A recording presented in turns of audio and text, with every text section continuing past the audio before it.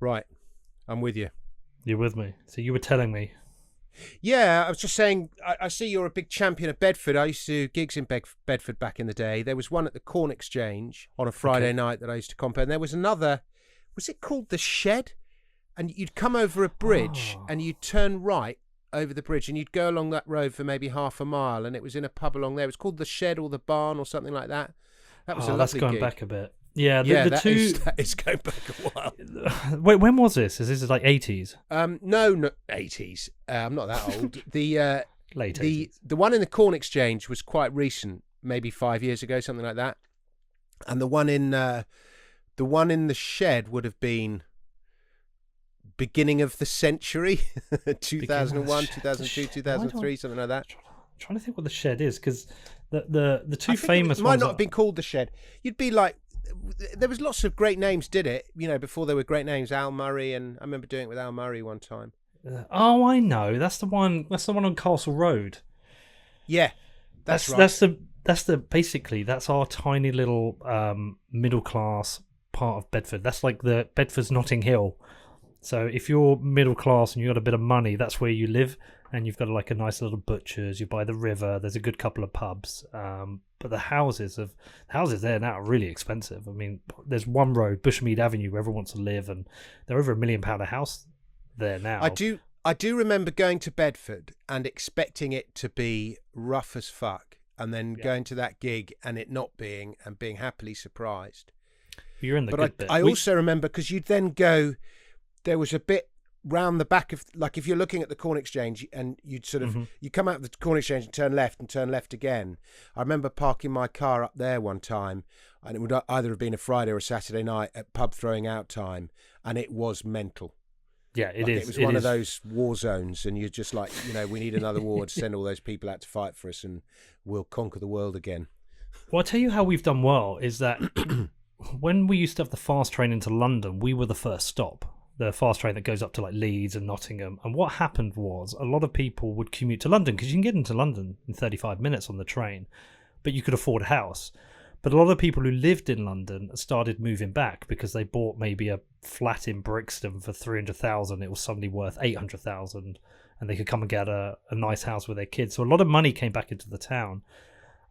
We still have a useless council, but there is a funny story recently that we had a whole new development, a cinema complex, and we got a Wagamama's and a ZZ's. Like, the Wagamama's was a big deal. We kind of felt like we'd arrived. But there's this like famous story that the whoever it was from Wagamama's who came down to see the plot, whether it's the managing director, whoever, he got the train and then he walked from the train station to Wagamama's, and basically you have to go through Bedford's Bay route to get there. And it's awful. And by the time he got there, he said, "Oh, I'm not having a Wagamama's here." So the council ended up convincing him, but the rumor is it's going to close. The two venues I thought you might be talking about, there's a Squires. I thought you were talking about like concert venues. We got a Squires, and we used to have this one called the Angel. And I can tell you not that big. Well, the Angel was big. What?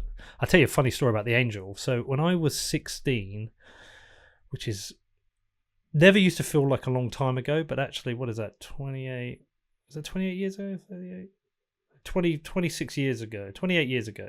No, 26 years ago, which feels a long time now. I was at school, and my mate came to me and said, "Oh, there's a gig on in the Angel on Friday. Do you want to come?" I was like, "Who's playing?" He said, "Oh, it's this band called Oasis. They've got a new single out." I was like, "Nah, I don't like this indie crap." Obviously, it went on to be huge, and he was one of the people who got to see Oasis play the Angel in Bedford in front of 300 people, and I missed out on it, which was a shame. But you got Bitcoin early and he didn't, so you're all right. You win. Exactly. Yeah, fuck you. I got Bitcoin. Are you a Londoner, born and bred? I'm born and bred Londoner, yeah. Yeah. I always wanted to move to London. Just, man, it's expensive. Even to a Bitcoiner who's got his Bitcoin millions, it's a bloody expensive city, and a lot of the time needlessly expensive. It's all caused by overinflated property prices. Yeah, and all the Russians buying the properties. Well, yeah, well, exactly, and I mean it's like constantly and never-endingly being. I was about to use. It's a bit early in the morning, but London rapes you. it just constantly squeezes you for every last cent that you've got, and it won't stop doing it until you die, and then even after you die it will carry on squeezing you. Well, if Bitcoin keeps going up, maybe I'll get a flat Yeah. down there. I always wanted to live on South Bank. I always like it up near Tate Modern, and I remember looking at those flats. Do you know the new flats next to Tate Modern? Yeah. Kind of around the back of it. I was always like, I'd love to live there. And so I had a look on Rightmove, and it was something like £2.5 million. I was like, what? Yeah. Well, I used to live on a boat in the Thames. In fact, I wrote that book there, Nice. the one behind me, on a boat on the Thames in Canary Wharf. It was Groove Armada's boat, and it was his one half of Groove Armada's boat, and it was his studio. And you know that song, If You Think of Sand Dunes and Salty Air? So he composed that song, or mixed that song, because he would go on his boat down the Canal du Midi and, keep encountering these quaint little villages everywhere as the song goes. So hang on a minute, let me turn my WhatsApp off because it's thing.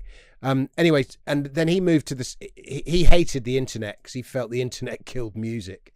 So he effectively retired from the music industry and bought a chateau in the south of France, where he wanted to have as little contact with anyone ever possible. That was his goal in life. I really rather liked him. But anyway, so I was staying on his boat when I wrote that book. And every now and then, and it was moored in a dock in Canary Wharf and it was bizarre because it was by the HSBC Tower and the Barclays Tower. And every night I'd go and stand on the deck of the boat and you'd see these huge letters, Barclays, HSBC, coming down about you, and I'd sort of be looking back up at them going, fuck off, I'm writing a book about Bitcoin, it's going to take you guys out. But so we take the boat out onto the Thames, and you drive it up and down the Thames, and the Thames is like, if you look at an old painting of the Thames, a Canaletto painting or something like that in the 1800s, it's just busy. Everyone lived on the Thames. They worked on the Thames. They slept in boats on the Thames. And it was the lifeblood of England. You go and look at the Thames now.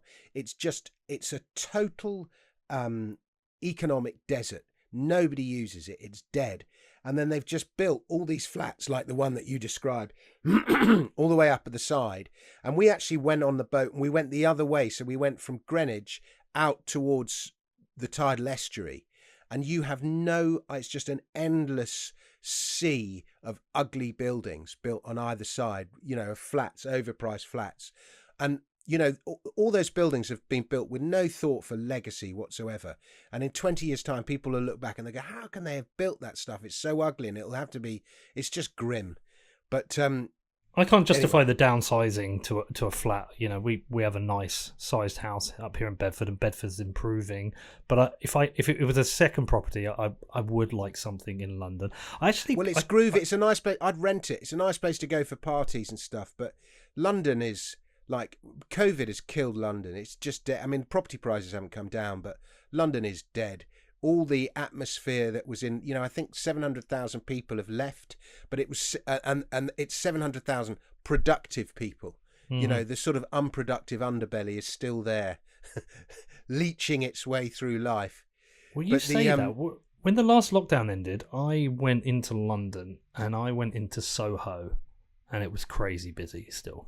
Yeah, maybe it'll pick up again, but, there's so many people who...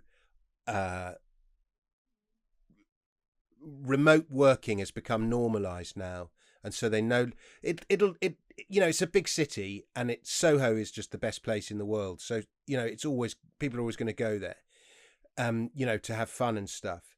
But there's definitely a big movement of people leaving London thinking, do you know what, now I can work remotely, I can do without the high cost of living, I can do without the high house prices, I can buy a nice house in the country. And the other thing is tax in London. I say London rapes you. One of the ways it rapes you is it's not just through property prices, it's through endless taxes. And a lot of people are going to be looking at the cost of living and thinking, I'll just go and become a digital nomad and work remotely and go and live in Mexico. And I think that's a big trend. That's a tempting lifestyle. I interviewed this guy recently, Didi, who travels the world, and I was thinking, God, you know what, when my kids are at the right age, I would do that, because all I need is a backpack, a microphone, and a laptop. I can work anywhere and avoid all this bullshit. Peter. Yeah, me too. I am. So my eldest kid is 19. My youngest is 14. I've got about a few more years in the game, and then I'm gone. You're a couple of years ahead. So my eldest is 17 next month, and my youngest is 11. But I get a bit more flexibility when he's gone because I'm separated from from their mother. So I can move around a little bit more once he's whatever he does, whether he goes to university or I'm trying to encourage him to go. Yeah. You say that my eldest is at university, and like I thought, right, as soon as he's gone, that's him. They're just as dependent. They don't think they are because they're at university, but they need someone to come back in holidays. They're just as dependent on you. Well, but yeah, I mean, gaps off. So you're a big fan of Soho as well? Oh, I love it. I just love me it. too. In fact, I always wanted a flat in Soho and then to be a digital nomad. But I was CEO of a company called Cypherpunk Holdings for a bit. And you'd trot around the world going to conferences, holding court, and everyone would listen to your wisdom. And, you can just do that. You just go around the world to Bitcoin. What's his Tone Vase does that. He just goes around the world holding court at Bitcoin conferences, and he does his YouTube channel and stuff. And it's a great little life. Well, I used to kind of do it hard. So what I used to do is go away for 3 weeks and then come back for 3 weeks. Away for 3. It was tiring, but doing it, I knew I could just do it constantly if I didn't have to come back and spend some time with the kids. Yeah, I mean, families tie you. Yeah, they are, but there's so much incentive to. I mean, especially with the taxation. Yeah, we should probably talk about the impending tax bombs that are coming from Rishi Sunak and what we're going to be paying for years. Will that be of interest to your American listeners? Well, you know what, they get enough content. I don't give a fuck. It's nice to talk to a British person. I'll make sure it's interesting for them. Struggling with the same issues that I'm struggling with. A quick question though, like, what are these London taxes? I don't know about because is it just the council tax? Well, no, I mean, council tax isn't too bad in London. It's no worse. But, for example, business rates are very high in London, right? And those taxes get passed on to the consumer. So just by living in London, you're paying. Everyone has to put the price of everything up to make sure their own business is profitable, and that gets passed on to you, the consumer. That's what makes the cost of living so high. And one of the things I go on in that book there, Daylight Robbery, my new one, is that if I asked you, Peter, you'll probably know the answer to this, but what's the most expensive purchase you ever make in your life? Does divorce count? Well, wives don't count because you can't buy them. Not even on DeFi. Yeah, my house, of course, is my most. Yeah, so everyone says your house, and houses, of course, they're very expensive, but they're not the most expensive purchase you make in your life by a long chalk. The most expensive purchase you ever make in your life is your government, and over the course of your life, assuming you live a legally abiding life, roughly 50% of everything you ever earn will be taken from you in taxes, not just in income tax, but, as I just described to you just then, just buy something in a shop in London, a lot of that money is just tax. It's funny you should say that because somebody put it to me a while back, and the way they explained it, they said, you work 6 months of the year for the government. Yeah. Well, they do that. And yeah, exactly. We have that. There's a thing called Tax Freedom Day, which is invented by an American guy whose name escapes me. It was invented shortly after World War II, where he wanted to make it clear to people just how much of what they earn goes on government. So invented this idea of Tax Freedom Day, the day in the year when what you earn starts to become yours and you're no longer paying for government. And in America, it falls in May. In the UK, May 30th. May 30th. In the UK, it's early June.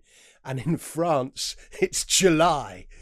Jesus. But the one thing they don't take account of in Tax Freedom Day is the taxation that Bitcoiners hate so much, inflation, which is, Milton Friedman described that as taxation without legislation. When I said that 50% figure, it doesn't include taxation via inflation or taxation via the debasement of money. Because I was thinking about it the other day. I've been going on these long walks with my son just because we've got nothing to do. And the government allows us one trip out a day, supposedly. And, I've been talking to him a lot about this stuff, trying to help him understand it. And I said, look, the problem you've got right now is that I run a business, and if I make profits, I have to pay tax.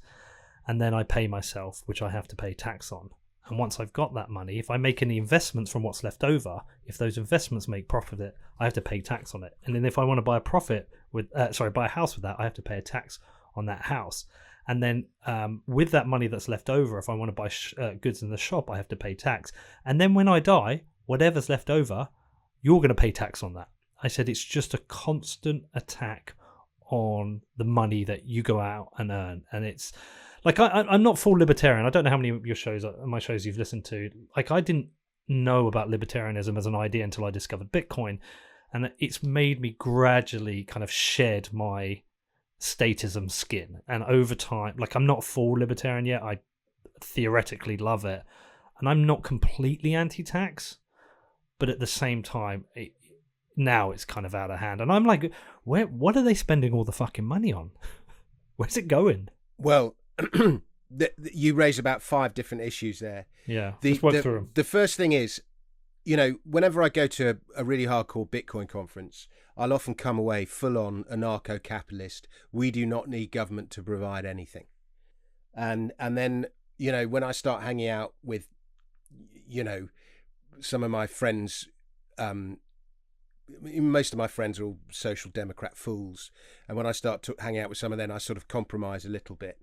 And so I sort of meet in the middle at the libertarian 10 to 15% of GDP should be taken in taxes, classical liberalism. That's a sort of compromise position, the old Gladstonian liberalism. But if you look at history, and there has not been a single example of a civilization at any time in history where there was not some form of taxation. It is as old as civilization itself. In fact, it's probably even slightly older, because there would have been an idea of the sense of duty to the greater collective. So I would argue that taxation of some kind is as inevitable as death. Now, an anarcho-capitalist would take the other side of that, and they would say that it's theft and so on. And I hear you. It is theft. It is forcibly taking something that's yours.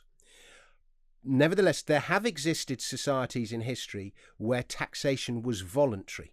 One example of this is ancient Greece.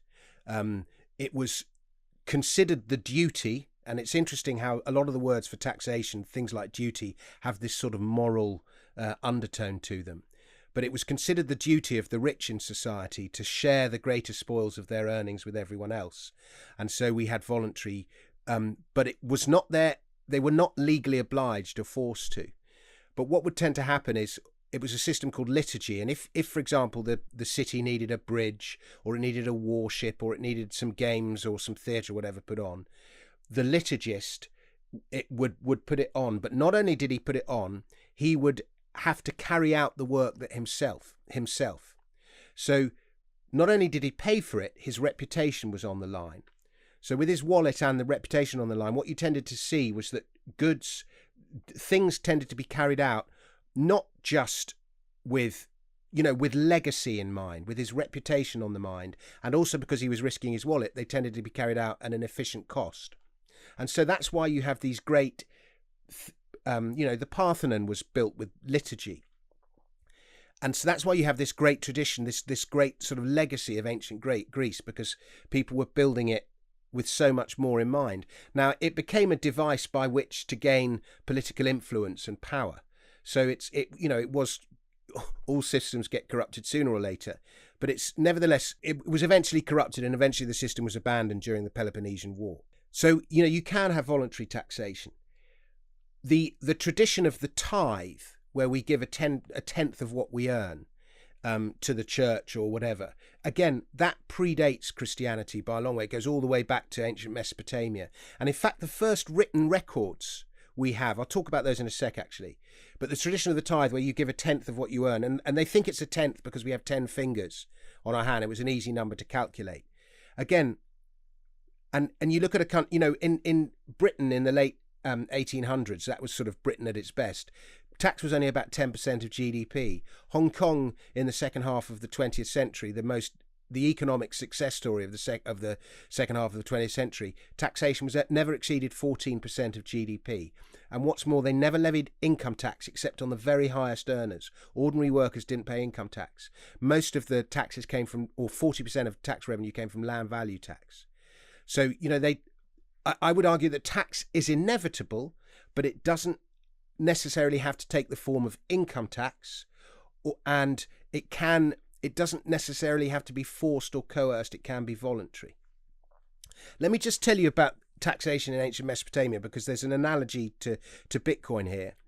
The very first forms of money in ancient, so human beings were sort of lived nomadic lifestyles on the hills and so on, and then as the water went out, that's the whole Noah's flood narrative, but as the water went out, they descended from the Zagros Mountains onto the plains of Iraq, ancient Mesopotamia, the lands between the Tigris and the Euphrates, and they discovered this mud there where the waters had receded, and they found that this mud, they could plant crops in this mud, and they had crop yields the like of which had never been seen before. They made pots out of this mud, tools, sickles, axes, hammers, things like that. And they also found that if they baked the straw with mud, it formed bricks, and the bricks built the first homes, which built the first cities, and so on. And this mud also made the very first system of money. And that money took the form of tokens. You would have a disc for a sheep, a cone for a measure of barley, 2 cones would be 2 measures of barley, and so on. And these tokens would be baked inside clay balls, and then when the debt was settled, the clay balls would be smashed open and the debt would be settled. So that clay ball with the tokens inside, preserved, was a blockchain. It was an early blockchain. And then people found that, and by the way, the most common form of debt that was owed was taxes. You didn't necessarily pay your taxes in money. You know, we would have had bits of gold and so on then, but we didn't have, and shekels, you know, the old silver, but we didn't have coins yet. So these were like records of debts. They were blockchains, and money was taxes were often paid in labour. So you'd pay with a share of your produce or a share of your labour rather than actual coin as we do now, because coin didn't exist. And so anyway, then people found that rather than baking these tokens inside clay balls and smashing them open, you could just have clay tablets and inscribe the tablets with pictures instead. And so the very first form of writing was developed, hieroglyphs. But these very first forms of writing, hieroglyphs, were records of taxes owed. So the very first blockchains, if you like, were ledgers of outstanding taxes. So there's a nice analogy there. Is there a book? Is this in a book? You must have read it somewhere. Yeah, it's all in Daylight Robbery, the book I've just written. Yeah, see, I skimmed through that. I haven't actually seen the detail. I'm also like one of those audiobook people now, so I get up every morning and go for a long walk. I need a dog, basically, because I'm just walking on my own. Everyone's walking with dogs, and I'm just on my own walking around the park. Get a dog. They make your life much better. And get a poodle. They're really good dogs. Okay, well, but I've been listening, so I listen to audiobooks, and I'm doing the When Money Dies at the moment. Is Daylight Robbery coming out as an audiobook? It's already out, and it's had incredibly. It's got an average viewer or listener rating of 4.9 out of 5, which I think eclipses just about any other audiobook out there. I spent my early years doing voiceovers, and I read the book, so it's a combination of a brilliant book and a brilliant voice. All right, I'm going to do it now. So it's I've got 3 credits on. Is it on Audible? Yeah. Right, here we go.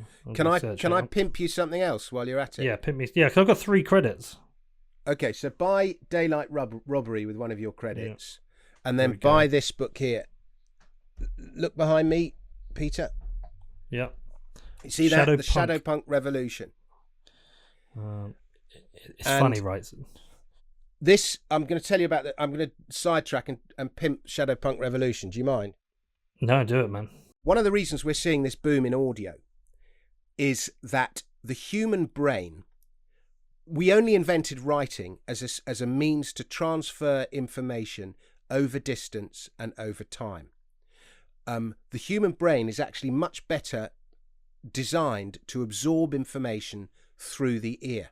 We absorb information better that way. That's just how we're designed, and that's explains why there's this huge boom in podcasts, audiobooks, and everything else. It's a better means to transmit information than is the page. And so, with that in mind, I was a big fan. I think format is often determined by the media available at the time. So, for example, the album only came around with the invention of 33 RPM records, and you could store more on an album than the previous 78 RPM. And then with the invention of all the digital technology, the iPod, iTunes, Spotify, and all the rest of it with the internet, the album as a medium has pretty much died a death. Everyone listens to playlists now rather than albums. But I used to love the old concept albums of the 1970s, things like War of the Worlds, when there'd be a story and a narrative to music. And I think so my idea is that there's going to be a huge boom now as people start to discover it in audio stories told to music. Okay. Another great one was Peter and the Wolf. Did you used to listen to that old Russian Peter and the Wolf when you were a little boy? I did. And where each instrument in the orchestra represents one of the characters in the story. Gosh, that's a flashback. Yeah. So anyway, with that in mind, I wanted to write a sort of a drama, a musical drama. And then when I wrote this book, Bitcoin, the Future of Money, back in 2014, and the story then, who is Satoshi Nakamoto? It was just like a thriller. He's invented this new money system. The money system's going to take down the world. Who is this guy? It was just, the whole thing was read like a thriller. So I wanted to do something, and this idea of Bitcoin, somebody needs to write a Lord of the Rings where Bitcoin is the ring. Yeah. Do you see what I mean? It's just crying out to be done. And so, with that in mind, and I'm very interested in the subject of privacy as well. And so we invented this thing. Let me just turn the thing around so you can see the. Yeah, I've just ordered it. Well, it's downloading. So the idea is that somebody in the future, the story's set 5 years in the future, and it's set in rural Devon, which is the most, people don't realise this, but North Devon is one of the most overlooked parts of the UK. And everyone thinks it's Glasgow or up north somewhere. Which part? Because I know North Devon. Which part? Well, we started it in Torrington. So the areas I know Axminster, Lyme Regis, that part. Well, Lyme Regis is Dorset. Oh yeah, of course it is. Yeah, I think that's Somerset. Yeah, you're right. That's all a bit They're both wealthier Dorset. there. Yeah. I'm not sure if Axminster's. It's on the way into Exeter anyway, so I don't think you're quite in Devon yet. It's either Dorset or Somerset. Yeah, I'm confusing Dorset with Devon there. Anyway, it's easily done. Anyway, and so county lines is this practice of sophisticated urban drug dealers taking their drugs into rural communities to kids who are totally naive and totally unprepared to deal with this experience, and then getting them addicted. And then it's one of the most evil things that's taking place. And that's not me saying, by the way, that drugs should be illegal. I'm in favour of them being legalised, but I think county lines just getting naive rural kids hooked on drugs is just evil beyond belief. Anyway, so these drug dealers in the future, these county lines drug dealers, have invented these coats of invisibility that with which to deal these drugs, and you can only buy these coats of invisibility on the dark net. And the people who've invented these coats of invisibility are called the shadow punks. Now the parallel there is obvious, and the shadow punks were techno activists, physicians who'd found this way of using mirrors, metamaterials, in order to protect invisibility, and they invented them to protect against state and corporate invasion of privacy. So with exactly the same motivation that the cypherpunks invented Bitcoin. Nevertheless, people then use these coats to commit crimes, and people use Bitcoin to commit crimes. They use it to, buy horrible things on the dark net, and also nice things on the dark net. And so the whole idea of these invisibility coats was, used for good, but also used for evil. It was a whole metaphor for Bitcoin. And this police officer from North Devon goes on this investigation to crack the county lines, and he then ends up going on this whole mission to find out who the guy who invented these coats was and bring him down. And obviously the guy, and I think I call him Natoshi Sakamoto or something stupid. But anyway, the whole thing is a metaphor for Bitcoin. So, it's only an hour long, but I think if you're into audiobooks, I think Bitcoiners will really like that. Well, I've got it now. So basically, I need to lose a little bit of lockdown weight, and I took on a coach, and he was like, "You've just got to get moving." It was quite interesting. So he said, "Just do your 10,000 steps a day," which I always thought was nonsense. So when I plugged it into my app, I looked, and since we've been in lockdown, I'm barely walking more than 2,000 steps a day because you're just in your house. And now I'm kind of like getting excited. So I woke up this morning, it was 5:30. I was like, it's a bit too dark to go out now. So I had a coffee and waited. And I go out and walk an hour, 90 minutes every morning around Bedford Park, doing a few laps and listening to a book. Because I don't like reading a book. I don't know if you have this. When I read a book, I can sometimes read a few pages and go, shit, I haven't taken any of that in. And I have to go back and reread them. Whereas with an audiobook, I get engrossed. And I make my way through books. So I'm enjoying it. I've got both of those downloaded. I'm going to do the Daylight Robbery first, I think, though, because the text thing Daylight Robbery is the more serious one. But what you've described is exactly what I'm talking about, as the human brain takes information in through the ear. And also, the other problem we have is these things, phones. Since phones have been invented, like if I'm given the choice between reading a book or picking up my phone and playing with the phone, 99 times out of 100, the phone wins. Yeah, and half an hour before bed, checking Twitter rather than reading a book that you used to do. Sure. And I get into bed, I open my Kindle, I read 2 pages, and it's the surest, quickest way to get me to sleep. Yeah. Well, we ban the phones around the house. So me and the kids, like if we go out to dinner now, phones are left in the car. It's just because we went for a cheeky Nando's once, and I looked around and all 3 of us were on our phone. I was like, what the fuck are we doing? So we've started to do that now. Just got to have that break. It's very wise. The only problem is when you're having dinner and the subject, who was centre forward for Manchester United in 1988, and you're like, if only I had my phone, then we could just look it up. Was it Brian McClare, or was that a little bit later? 88? Yeah, it might. Yeah, I think it probably was. But Brian again, McClare, we'd need to check. We'd need to check. And how I want to check. I think it was just a bit before Mark Hughes. Before Mark Hughes. Is that because you're a United fan? No, it was just a generic. I'd have you down as Arsenal. No. I grew up in Fulham, so my local team is Fulham, and we used to go and watch Chelsea and Fulham when I was a little boy. But when I was a little boy, I never really liked Chelsea. So Fulham was always my team, but they were always in the 3rd division. So I used to support Fulham in the 3rd division and Liverpool in the 1st division because, TV makes everything local. And I remember watching Kevin Keegan on the Superstars fall off his bike, and he was so brave and magnanimous about it. And I just completely fell head over heels in love with Kevin Keegan. I would have been 7 at the time. And then literally that week or 2 weeks, and David Vine said to him at the end of the programme, good luck with Liverpool. And then a week or 2 later, I was switched on the telly, watched Match of the Day for the first time, and Kevin Keegan scored. And that was the beginning of my supporting Liverpool. So I support Liverpool in the 1st division and Fulham in the 3rd.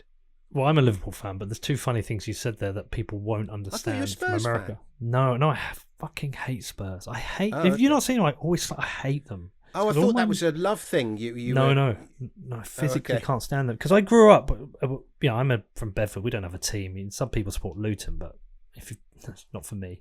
So I supported Liverpool just because they're one of the big teams on the TV. But a lot of my mates at school support Tottenham, and they never shut up talking about what a big team Tottenham are. Yet they've never won anything, and I've just grown to really hate them. But there's 2 things you said there that American listeners won't know about. You actually referred to the 1st division. Which was what it was, which they ruined it when they became the Premier League because you have to say, well, there's the old 1st division and then we got the championships and then which is annoying, and Superstars, which I only have vague memories of. Yeah, well, it was probably before your time. I'm 51. They've destroyed football.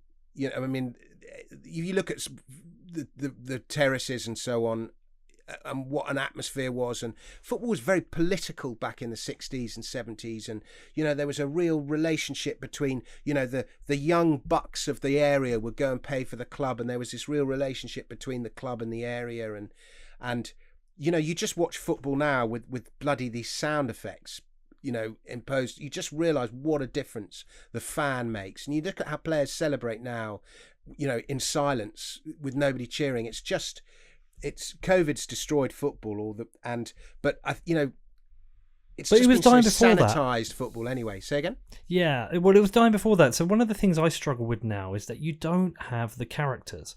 Like I think peak football for me, like for my age, was, remember the era where it was like United and Arsenal just hated each other, and you had Roy Keane and Patrick Vieira, and, Yeah.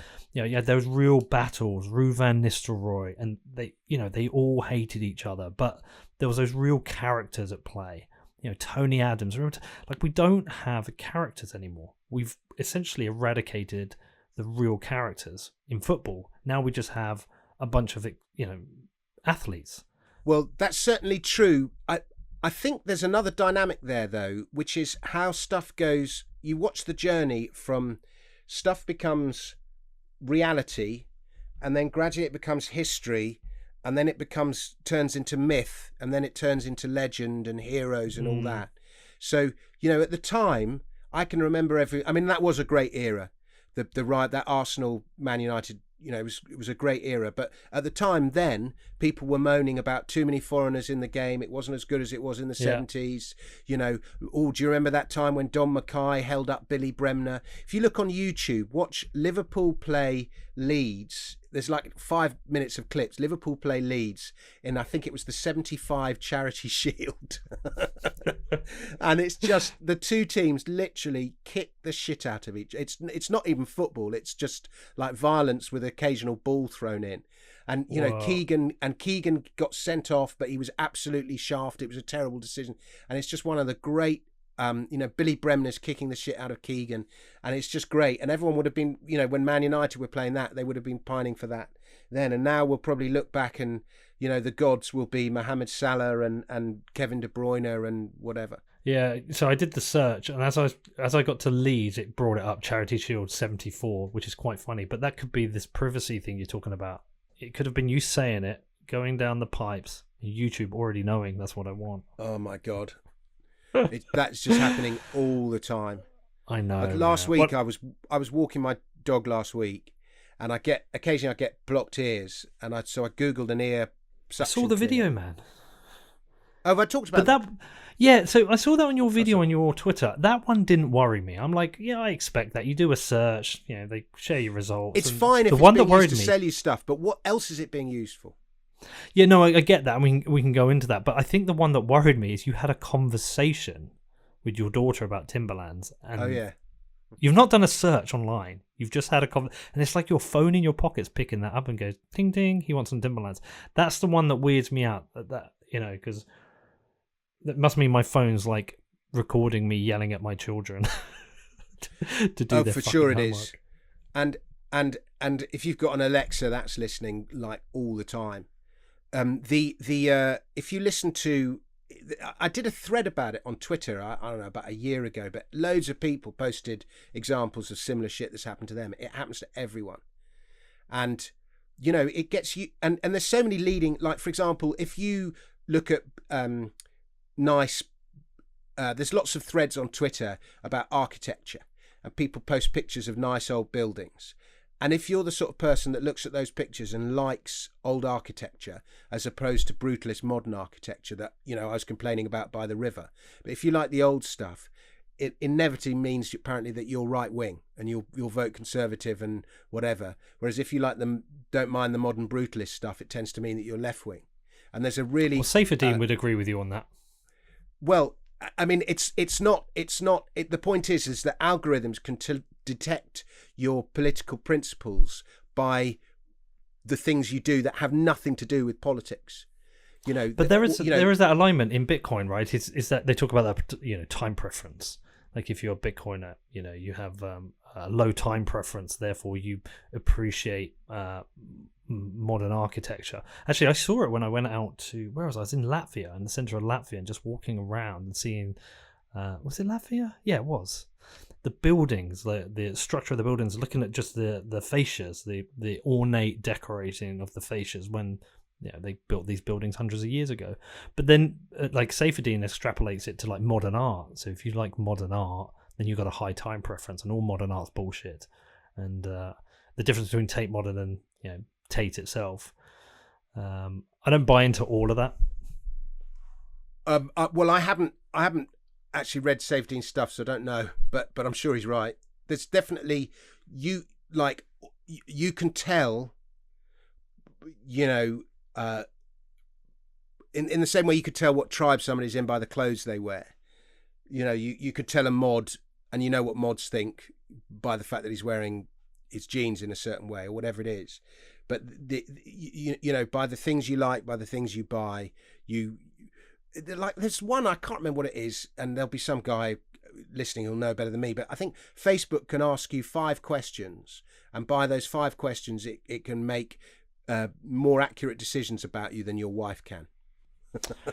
Yeah, isn't that what Cambridge Analytica was using? It's exactly what that game is.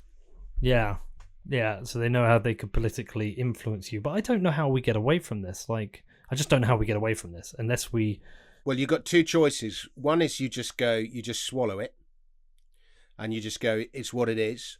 And the other is you use privacy tech, and you don't use Google, you use DuckDuckGo, you don't use Facebook, you don't have an Alexa, you use an Android phone with some kind of blockchain-based operating system on it, if that exists yet.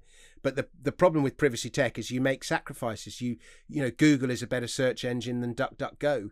It just is. And Twitter and, you know, Amazon Alexas, they're really good. If you just want to walk into the kitchen and go, Alexa, play Radio 4, or not Radio 4, but, you know, play the What Bitcoin Did podcast while I'm listening to my lunch, while I'm cooking my lunch, you know, it's just really good. And so, you know, privacy tech takes effort, and it costs money, and most people aren't prepared to either make that effort or pay that money. So you go down the other route, and, you know, you're being spied on and monitored. And at that point, the issues of censorship and free speech and free thought, because, you know, if society is to progress, you need to question accepted assumptions. But a lot of this censorship argument that's going on at the moment won't allow you to even question accepted assumptions without, you know, trying to get you cancelled in some way. And so and by the way, here's a really interesting little thing, another thing from Daylight Robbery for you. In ancient Rome, the magistrate responsible for monitoring, for maintaining public morality, was the censor, as in, that's where we get the word censorship from. He was also the tax collector. And that's where we have this idea of a census, when people do a census so that they know where you are in order. Mine came through in the post. Mine came through in the post yesterday. Oh, did it? Well, that's the modern census. That's to do with voting, not to do with taxes. But there's even so, they're linked. And so, for example, so there's a link between, like, taxation is a measure of freedom. The more taxed you are, the less free you are. The less of your own labour you own, the less free you are. The more of your own labour you own, the more free you are. And so, if you want to basically get a quick idea of how free a society is, just look at how much it's taxed. And, you know, the freest, most innovative, most progressive, most brilliant societies in history were almost all 10 to 15, 20% of GDP as a percentage of taxation.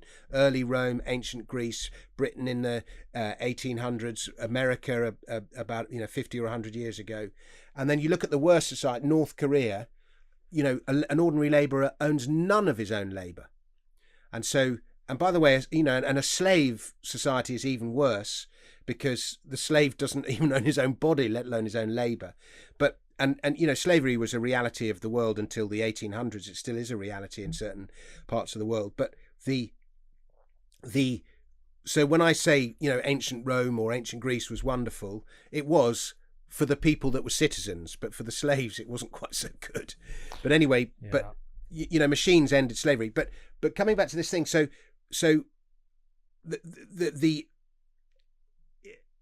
this technology, the invasion of technology, it isn't at the moment, but it potentially has the possibility to become a means to invade and prevent free speech and free thought and experimentation. Wow. And I've got one else. for you to tell you about. One before I forget it. I've got my son here. Come here a second.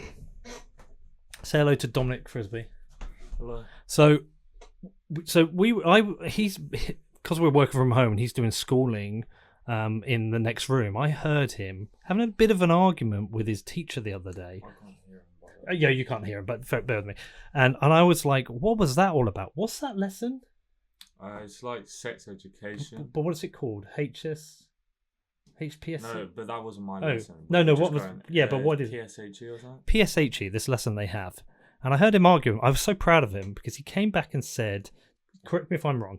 I was like, what are you arguing about? He said, well, we're not allowed now when they show the anatomy of a man and a woman, we're not allowed to say male or female. We have to say person with a penis or person with a vagina because we don't want to offend if there's one child who maybe now he has a penis but identifies as a woman. We can't offend him by saying male or female because he'll say, well, I'm not a female, I'm not a male. So they have to, and I was like, right. It's about they can't categorize them as a male. They can't teach in a lesson and say, oh, you're a male if you have this, just in case they don't want to be like that. Take that. So now for all the sheets they hand out, they have to put person with penis and person with vagina. And I'm like, this is ludicrous. I'm going to write to the school and say, this is ridiculous. I'm not having you teaching this bollocks to my children. They're 12-year-olds. I hardly can see one of them figuring out what they are already at that point anyway. But they're influential at that. You can highly influence them at that age. So I said to him, I'm going to write to the school. I said, this is nonsense. I'm not paying school fees for this to be taught. And he said, no, this is what they've been told by the government they can say. Is this a private school or a state school? It's a private school. But when I asked her, I don't know the facts around it. Oh, right. Okay. So I don't know if it is based on what our school, but I think it's government guidelines. I'm certainly not having it. I mean, I don't care. If a kid wants to identify as a boy, I don't care. But I'm not having the facts of biology changed in a school I'm paying fees for. Taleb's very good on this. I know he's made some interesting calls on Bitcoin in the last couple of weeks, but he's very good on the power of minorities to influence the whole of a group. And the NHS at the moment it now says in its literature about pregnancy, it says pregnant people. It doesn't say pregnant women. I know. I mean, and it's just this insane narrative, and it's built on bullshit, and it's built on this ability. I think what happens is the left tend to take offence at everything. Everything's offensive to the left, and to the right, everything's an outrage, and it's outrageous. Those are the two sort of. This is an outrage. This is offensive, but it's insane that women are no longer women. And my daughter's 18 in her final year of school, and there's a boy called Harvey in the year below her who identifies, and she's at boarding school, and he identifies as a woman, so everyone has to call Harvey she, and she now gets changed in the women's changing rooms at school, and you're like, she's got a cock, it's nuts, but yeah, I mean, where we are. I'm trying to be sensitive. And it won't be long, by the way, for if what we've just talked about, invasive technology, goes full Aldous Huxley and full George Orwell, before we're not even allowed to have this conversation. Well, that concerns me, and I wonder how far we're off that. And I am trying to be sensitive to the issues, because I'm sure there are people who feel like they're in the wrong body, and that's fine. I get that. And do you know what? I also think there are certain people to actually deal with this. It's quite a brave thing, because it's must be quite torturous if you're, especially as a let's forget even children. Let's say an adult who decides I'm in the wrong body, and they man decides he wants to be a woman, wears a dress, probably gets pointed at, laughed. It's a brave thing to do. I don't care. I'm trying to be sensitive to it, but at the same time, the basic facts of biology being changed, I have an issue with. This is scientific fact, and we're changing it for this kind of new woke culture, and I just, it's really starting to bother me, and I don't know how you strike the right balance. I mean, I guess you will say you just have to go back to free speech. You have to just have the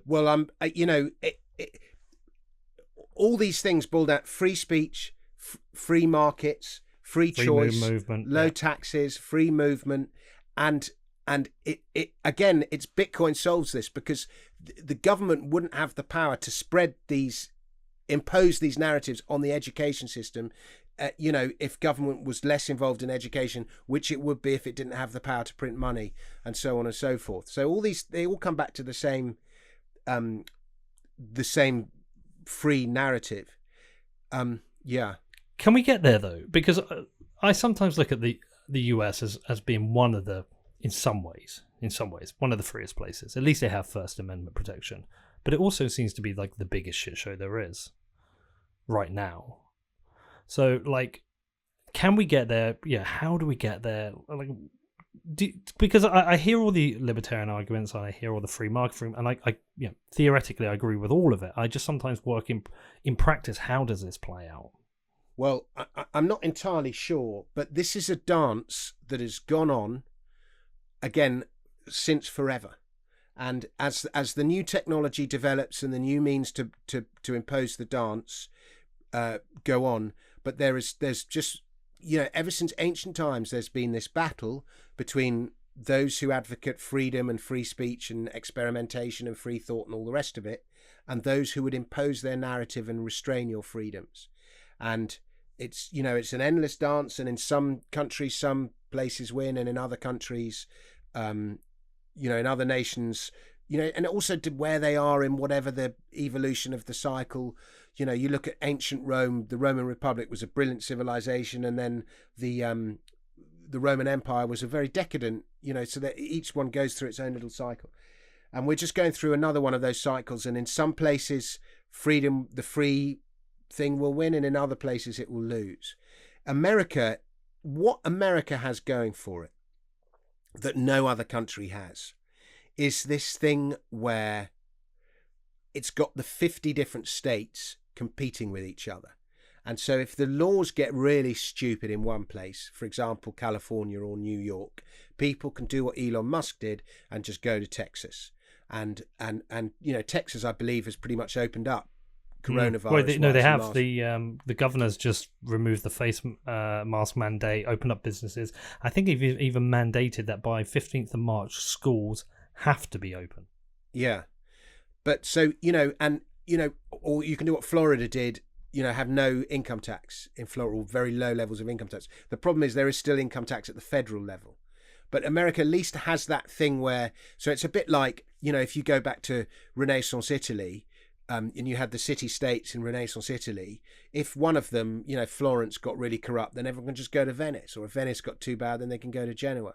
So there's a bit of that can apply, but there is still this federal Übergruppenführer. Well, it's the regulatory arbitrage. Sorry to interrupt. That they've had for a long time, but it's never been really exploited. When you mentioned about earlier, people realizing they can work anywhere and leave in London, I think this is one of the benefits of the pandemic is people have realized, actually, I don't need to live in San Francisco where I can get shouted at by a crackhead because the local law enforcement isn't like dealing with these issues. I can, or if I've got problems with my business, or if I don't like the tax, I can move. Like you said, Elon Musk, there is that migration of people from San Francisco who are moving to Miami or Wyoming or Austin. Like there is this, and so we're starting to see it actually play out. And you know what? Even with this federal problem, these people might go, well, you know what? I'll just leave the country. I'll go to the Cayman Islands, or I'll go to Estonia. Like, I think we're starting to see, Balaji talks about the 10,000 city thesis, that there are a group of people, not everyone can do it. You can do it, I can do it. We can actually start considering where we're going to live based on these rules. So perhaps finally we have that exit. Well, we do have that exit. It's hard. It's easier when you're younger. Yeah. But again, this is another thing I twat on about in Daylight Robbery. But the fastest, like, the tax system was built around an industrial age where physical goods moved from A to B, and it was all in the physical world, and the worker went from his home to the workplace.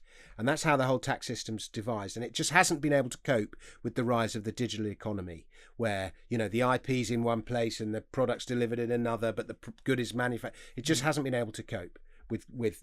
And the digital economy, as a result of, partly because of the fact that there's just so little government involvement, it's just grown at this incredible rate. There's no government involvement in the Bitcoin ecostructure, and so the crypto community has just explored and developed. And if you just look at where crypto is now to where it is 10 years ago, that huge expansion is, a lot of that has been made possible by the fact that there's no restriction. It's the Wild West. Mm-hmm. And so And the same things happen with the entire digital economy since probably the mid to late 1980s.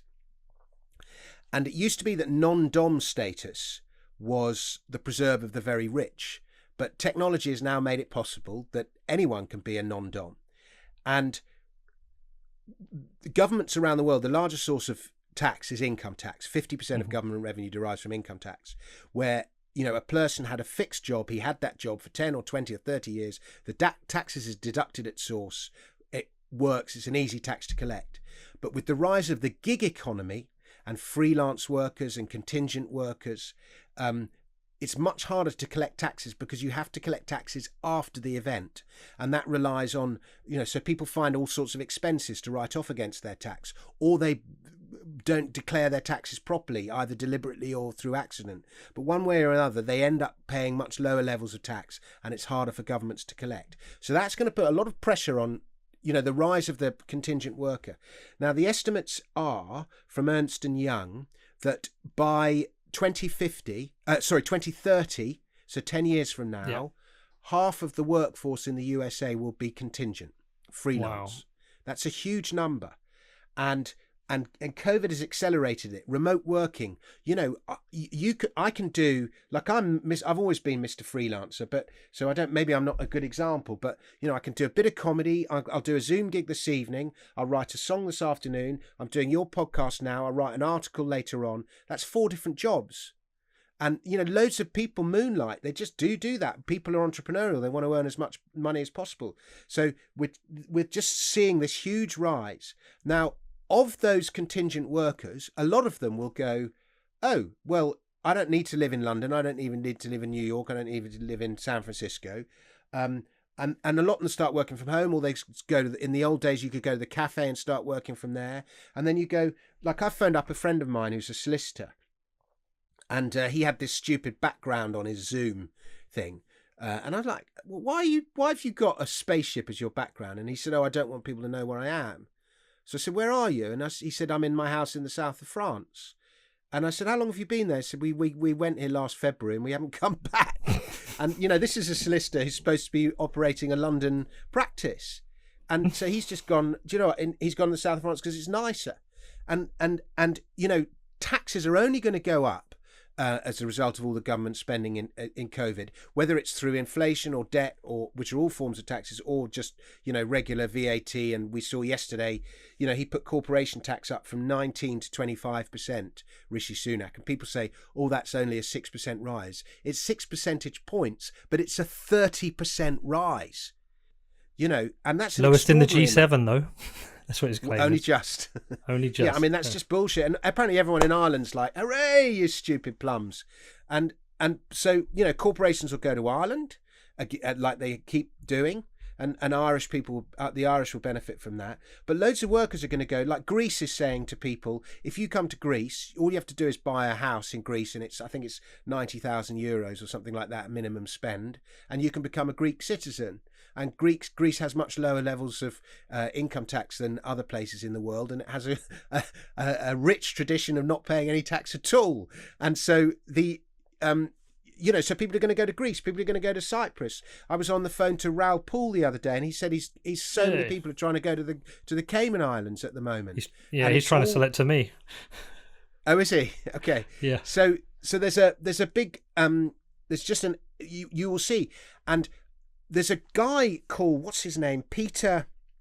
I forget his name, but he does a fantastic presentation about digital nomads, the rise of digital nomads, and you know, we'll go to Mexico because Mexico's open. Oh no, we'll go to Texas. Texas is open. Do you know what? I fancy Cartagena. Let's go down to Colombia. Oh, I'd love to go to Thailand. Let's go.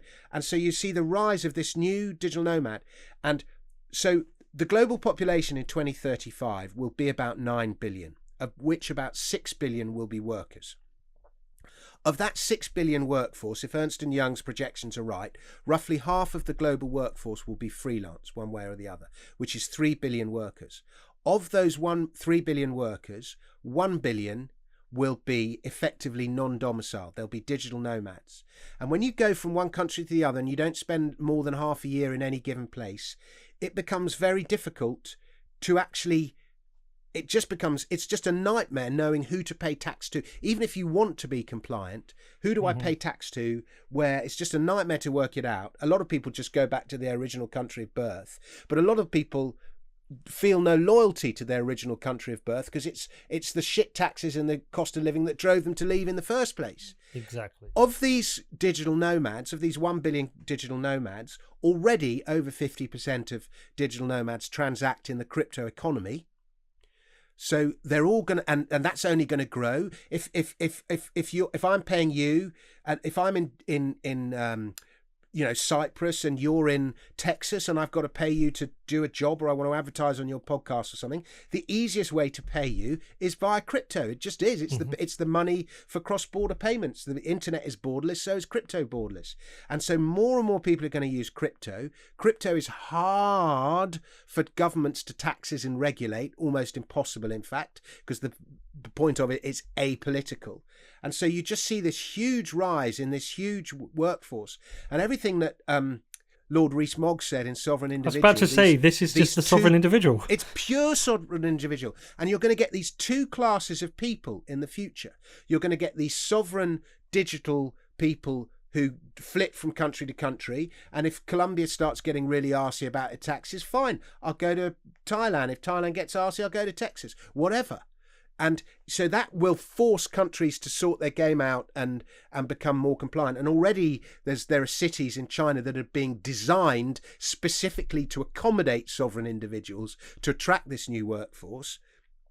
And so at one time, or you're going to have these people stuck in the physical economy, and we all have to clap for the NHS every day at 8:00, and we all have to do all the things, and the governments won't be able to tax the digital economy as easily, so they will put their burdens on the physical economy, and the physical economy will pay the price, and those that can't move will have lower standards of living, higher taxes, and they'll be more trapped. And so this is the situation we're going into, and those nations that adapt to this new world will be the ones that fare best, and those that don't will go down the bloated government lack of growth route.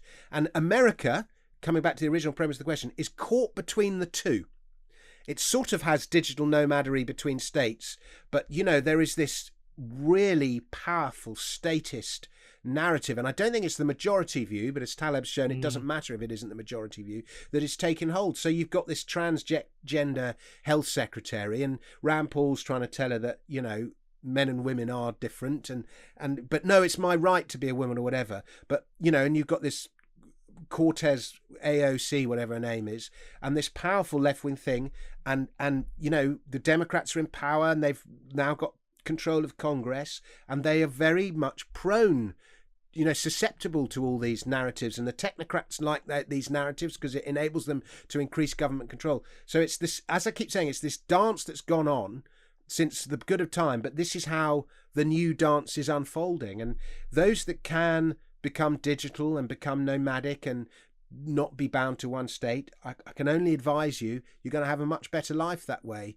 much freer, much richer, much more inventive. And then you go, well, yeah, but when they have kids, they'll want to settle down.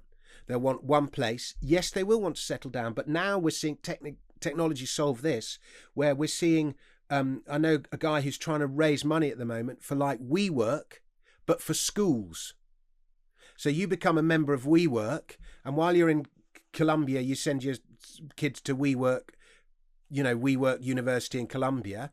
And if you move to Chiang Mai, well, then he goes to WeWork in Chiang Mai. Nice. Do you see what I mean? And the market will find a solution, and it is. There's so many things we can unpack here. I mean, firstly, I was chatting to my brother last night. My brother's come to work for me. He hated his job. He was a transport planner. I was like, just come and work with me. And but my brother's historically been a Labour supporter, big Tony Blair supporter. He used to have big rows with my father. But in working with me, I've been said, look, you've got to shed some of this Labour stuff because I'm involved in Bitcoin. If we're anywhere, there's certainly some right-leaning items, but we're certainly not. We certainly don't support the state. I'm trying to get him to shed this old skin of his, and he, and it's happening. But he said, look, the reality is everybody has a utopian view of how they think the world should run. He said, I just accept it's chaos now. It's just chaos. And there's swings and roundabouts, and just you can't change it. you can't. He said, I accept this chaos. Which I thought was that's a very Zen attitude. I know. And it's one that I admire. It surprised me. But you're absolutely right. Everyone's got their own view of what utopia should be. And we're in an almighty cultural, ideological battle at the moment to impose a certain worldview. And everyone's, the Bitcoiners, and it's I'm on their side. I'm a Bitcoiner. It's think it's the low state whatever model is the best one. Small state, I should say. And then there's a massive statist thing that believes in the magic money tree, and you can print money, and we need to spend more on schools, and we need to spend more on education, never mind how inefficient government provision of those services is. We need to spend more on them. And that narrative in the US and throughout Europe is extremely strong, and I would in fact go as far as say it has control at the moment. But you can't. Technology is fighting back. Well, I still have a problem. Bitcoin and so on.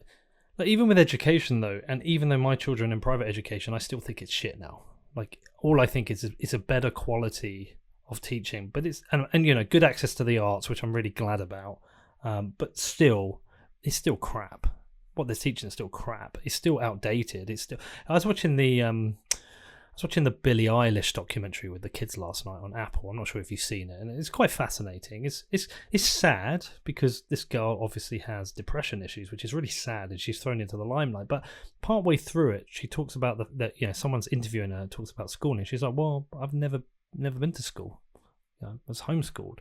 And I was just thinking, this is why you're so talented and creative, because you had all this time to focus on your music with your brother and write music and focus on something different.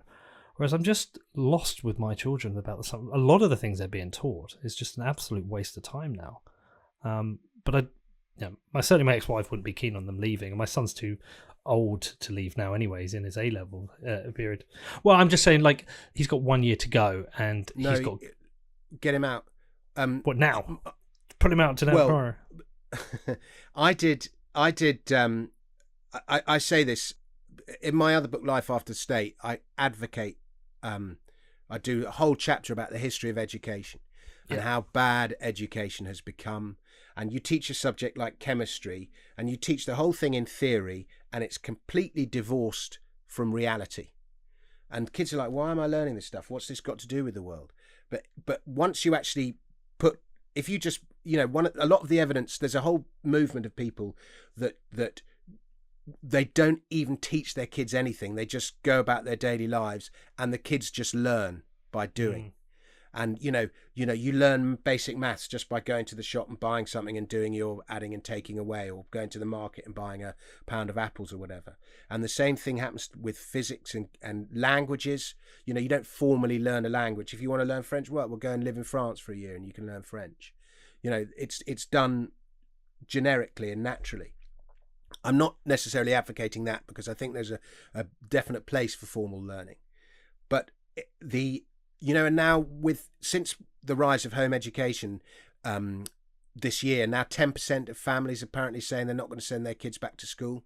When 10%, that's an extraordinary number. Before it was like 2%. Another one who was home educated, Caitlin Moran, I don't necessarily particularly like her, but she's an extraordinarily talented woman.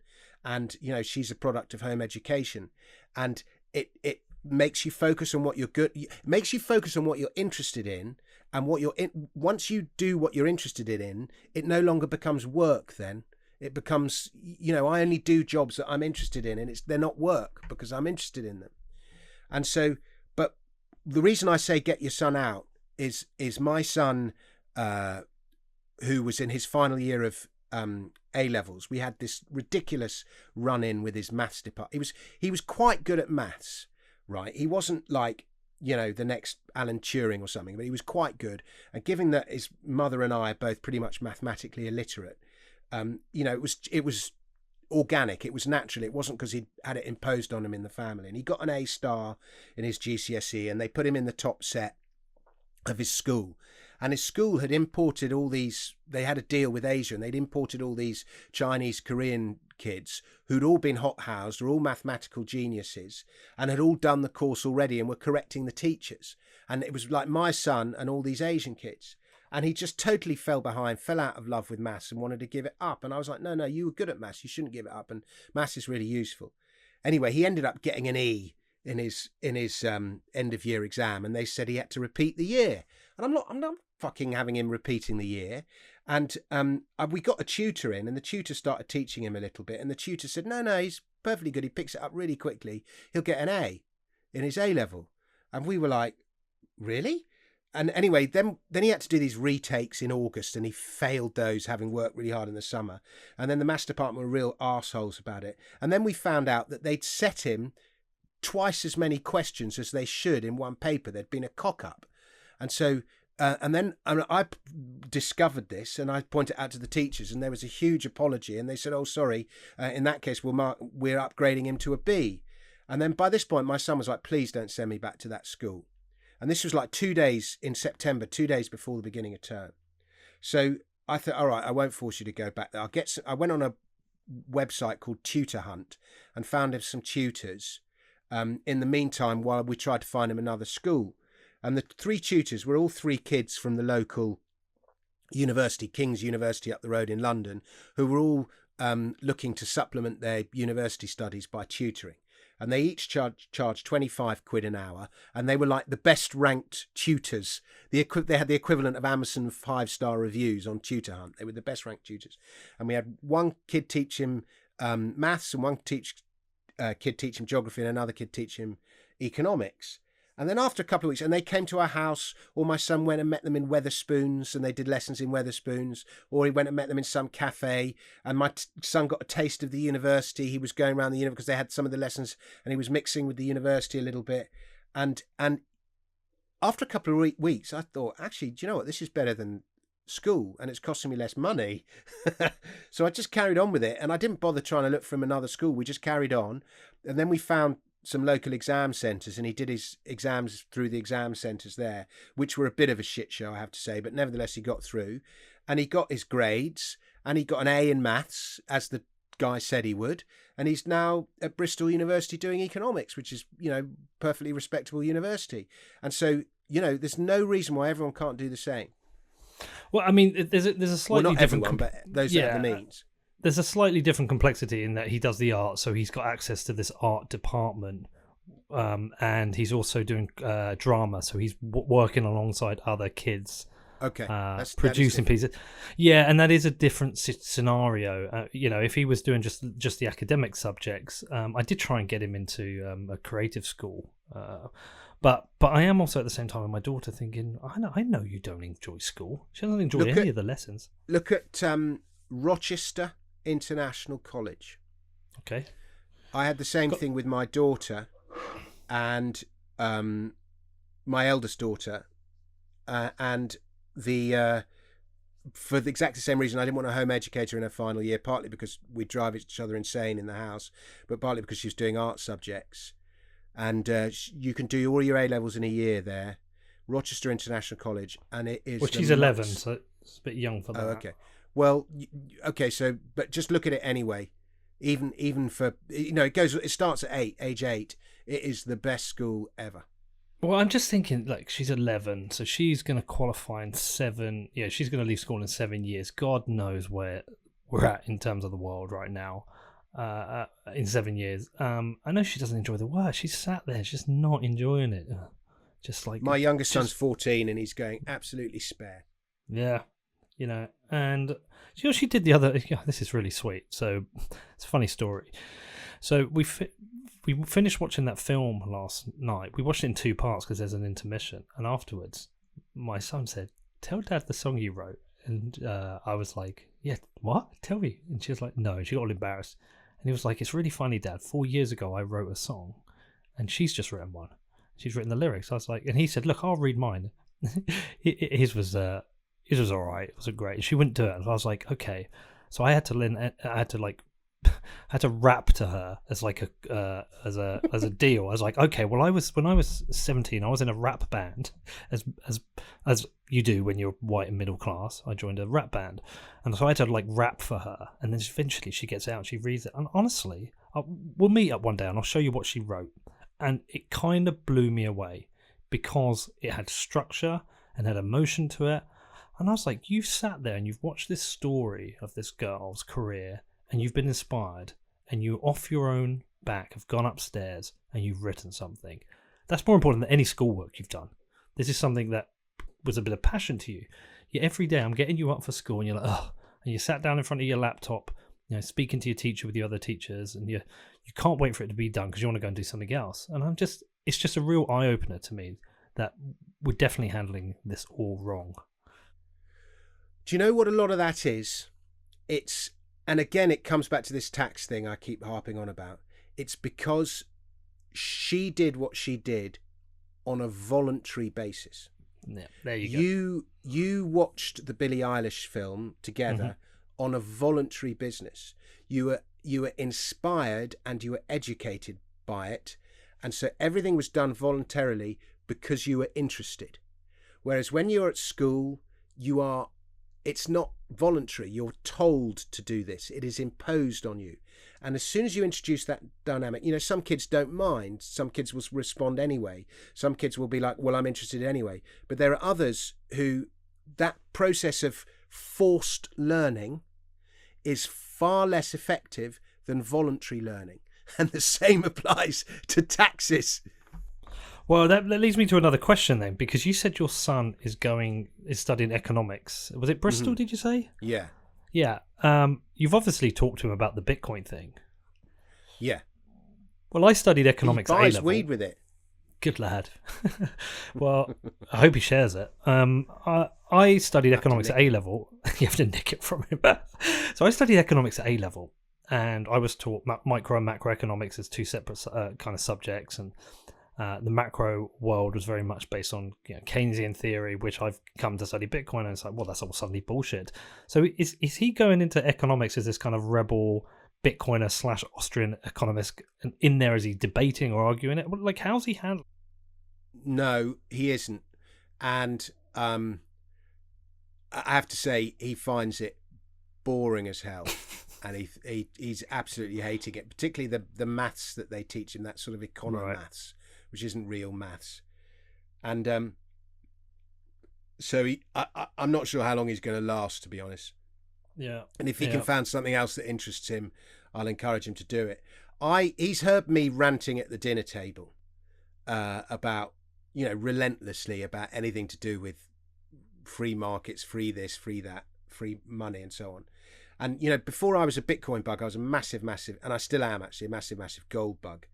And it was gold that got me into Bitcoin in the first place. And I still own, quite a bit of gold and a lot of gold shares. And I just despair because the whole sector's been a total disaster for 10 years. And well, in 2011, I should a million different reasons. I'll talk about that in a sec. I'll just answer the question about my son. So he's had it all by osmosis, and I think he's mixed race, my son, and my eldest two are mixed race. My youngest two aren't, but my eldest and so he gets the whole when this whole Black Lives Matter thing kicked off last year. He understood that in a way that I was quite proud of him, because he was just like, this is bollocks. This is not about what it's about.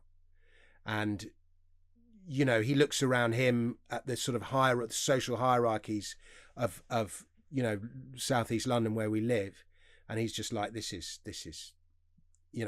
so he's quite able to think contrarily without me forcing him to think contrarily, and it takes quite a lot of balls to go against that Black Lives Matter narrative, particularly last summer.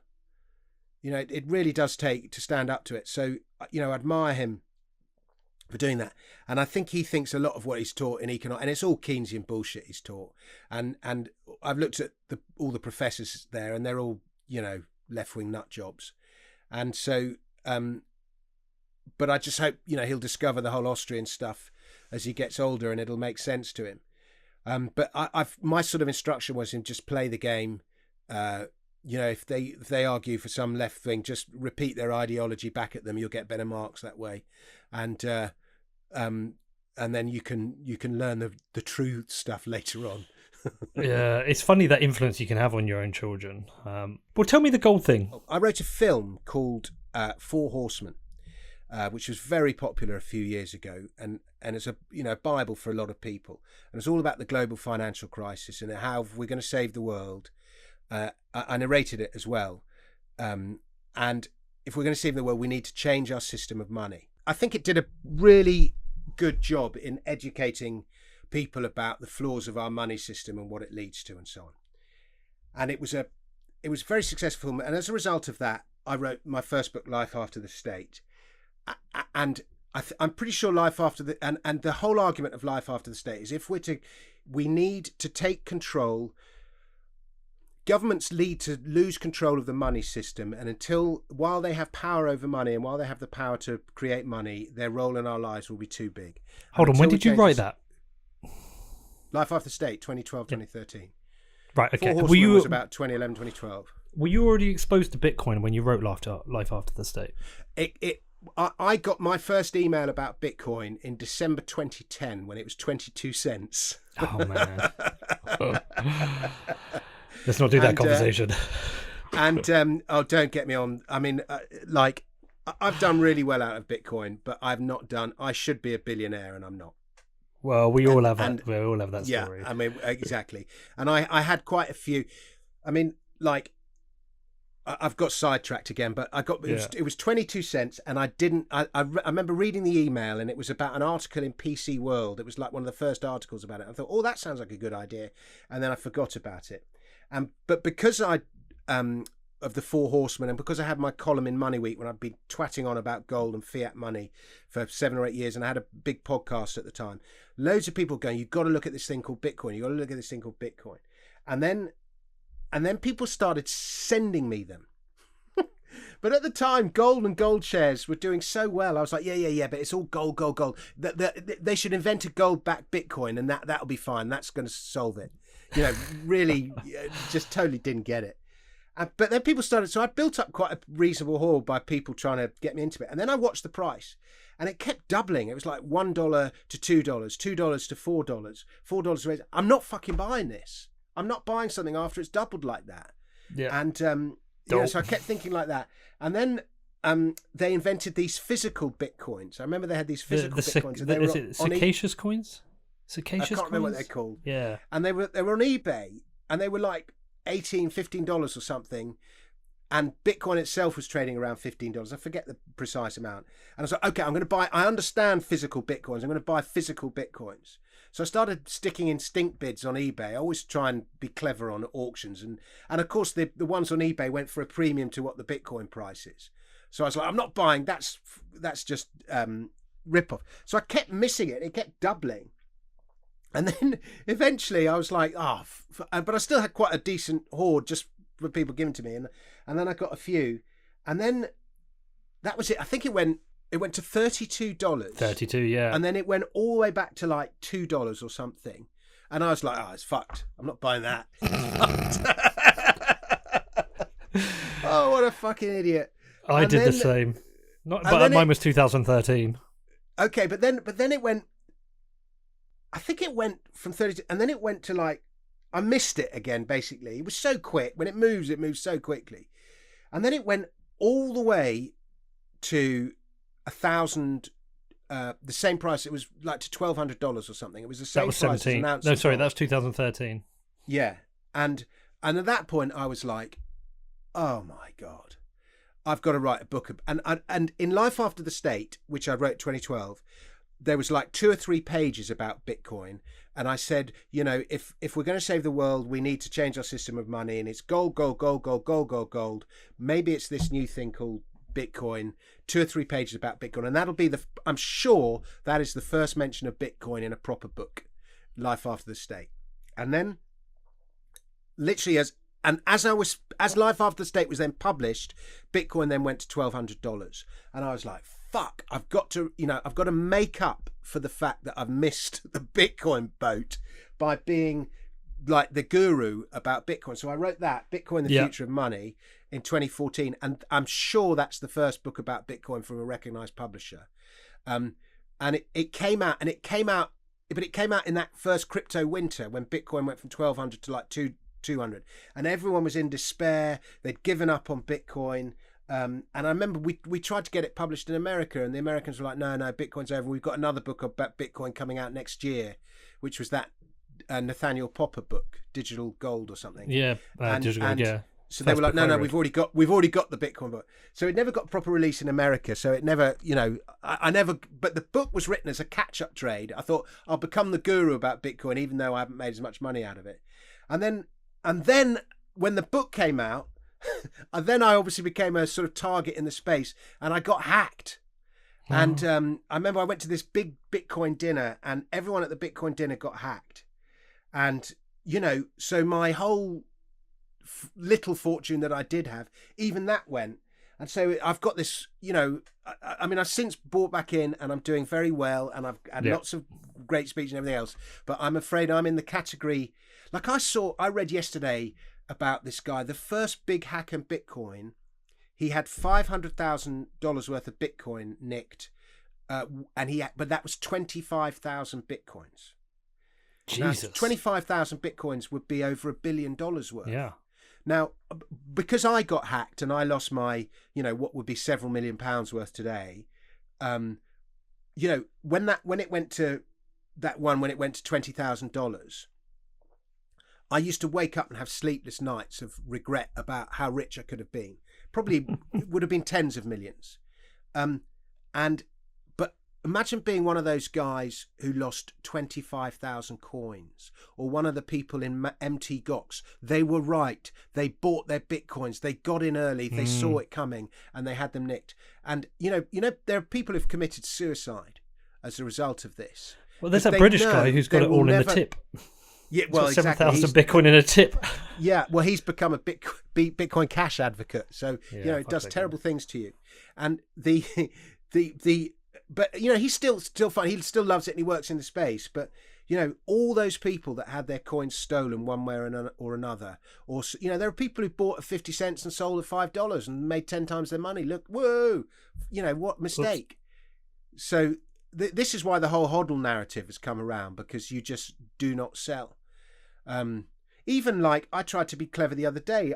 When it was at 58,000 and it just pulled back, I thought, this is going tits up. So I sold a few coins, and I had my orders to buy back at 42,500. Oh, you were close. 43,000. You were close. And I'm good technical analysis, and I thought I did the whole thing. I'll give myself a bit of leeway, and I missed it. And now it's gone back to 51,000, and it's at the same price that there was just trying to be clever and trade it. And I'm good technical analyst. There are lots of people who are worse than me, and so you just can't fuck around with it. No, you can't. You just got to own it and swallow.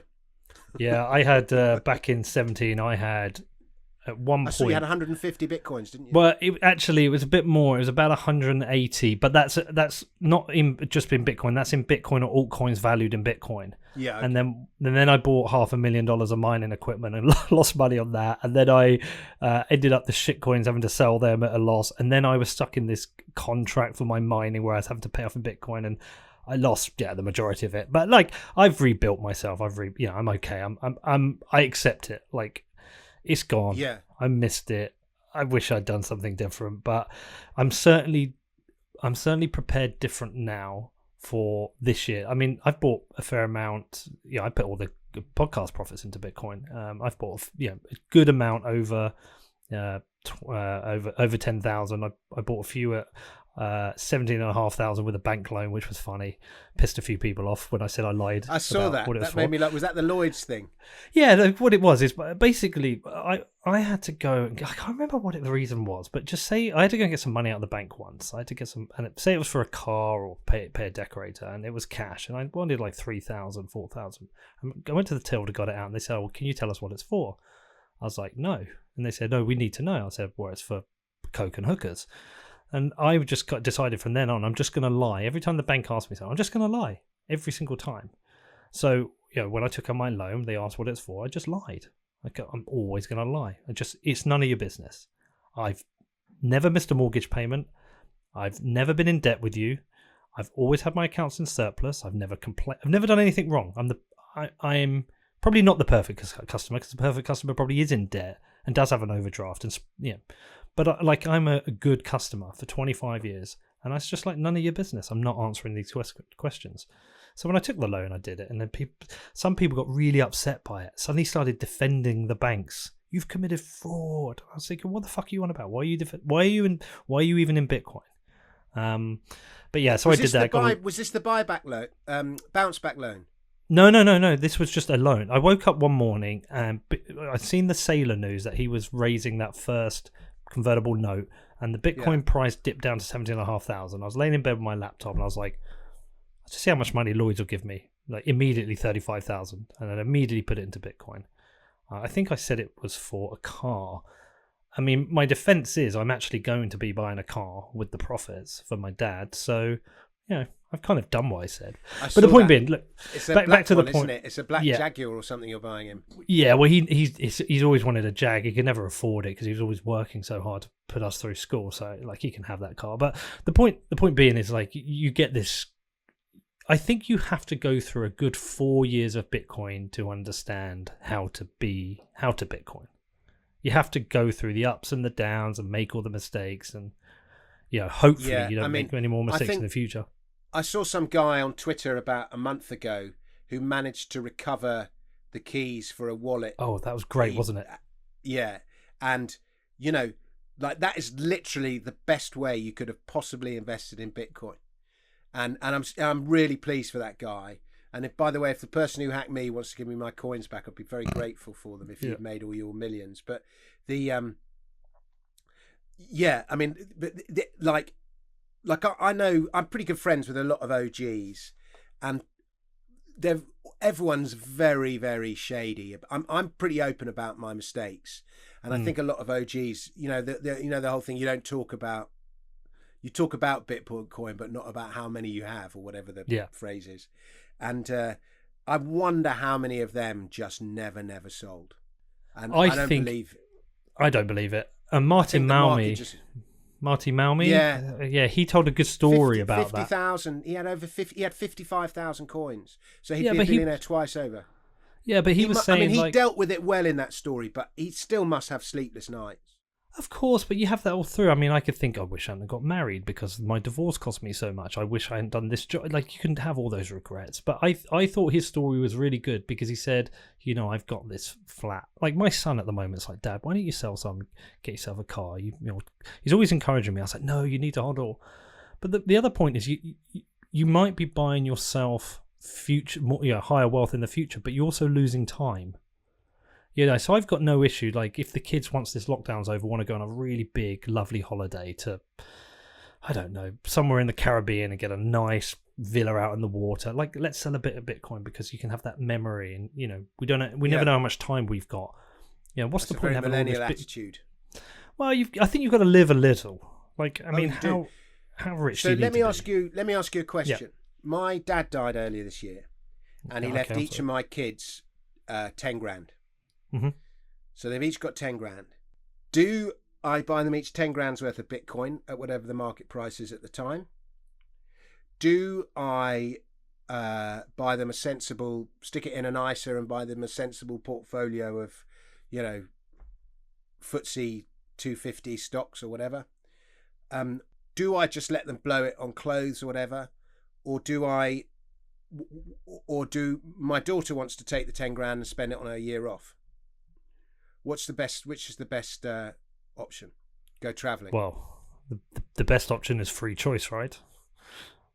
But what I would throw in there is like, just go travelling. I mean, look, the reality is, I had this conversation with my son. I've actually got him his first hardware wallet here ready to go. And I said to him, look, you need to start learning about Bitcoin.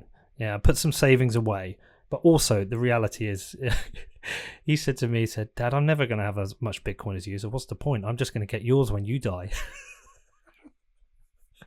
So why don't you just let them go travelling? Let them spend it, whatever they want, and leave a little bit of Bitcoin for them. Yeah, I think I will. I think you could just lay it out for them. What do you want to do? Here are you've given the options. So you say, here are your options. Yeah. Well, the obvious thing to do is to put, 2.5 grand in Bitcoin, 2.5 grand in FTSE stocks, 2.5 grand travelling, and 2.5 grand on partying in London. Which I think is the worst thing you can do. I think you want to stick it all in one and really go for it. I think the traveling thing, I've said to my son, it's funny. I wish I'd done it differently. So since my children were born, pretty much the day they were born, I set up a bank account. I put 50 quid a month in. It's just a direct debit that's sat there. Because in my head at the time I did it, I was like, well, by the time you're 18, that's your year off, go around the world fund. Yeah, they'll have 10, 12 grand, whatever it is. Imagine at 2009, I'd switch that over to Bitcoin. They'd be billionaires. I know. Right, let me tell you, let's talk about gold stocks. You want to talk about gold stocks? Yeah, tell me what's going on with gold. I came to gold stocks in 2005. And, I'd made a bit of money and I was looking to invest it and started reading on the internet and I started reading about gold and I started reading about money and I started to understand the thing about, the fraud that is fiat currency and everything that Bitcoin understands. And by the way, one of the most important things that Bitcoin has done for the world is once you buy Bitcoin, you become an advocate of Bitcoin. You become either you're a miner or you're a communicator or you're an educator or you're a salesman or you build some business on the Bitcoin infrastructure. Just by getting involved in Bitcoin, you add to it. And that's a really positive dynamic. But one of the most important things Bitcoin has done and the most powerful message in this whole thing has been the Bitcoin price, relentlessly going up, is it has taken that anti-fiat money narrative into the mainstream. The fraud that is inflation measures is exposed by Bitcoin and more people get it. I remember, in 2005, 2006, I made it my life to try and educate people about it. That's why I wrote that film, Four Horsemen, and many other books and animated videos about the evils of fiat money. And, a lot of them are the most watched stuff on the subject. And Bitcoin has just taken that to a whole nother level. And I just think that's so important to the world. But in any case, this same narrative was out there in 2005, 2006, except it wasn't Bitcoin. It was gold.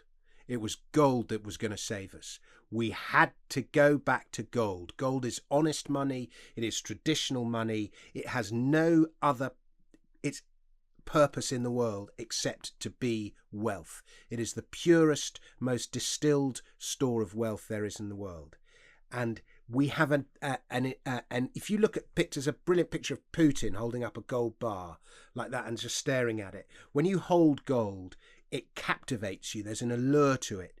And it's the very first metal that mankind used.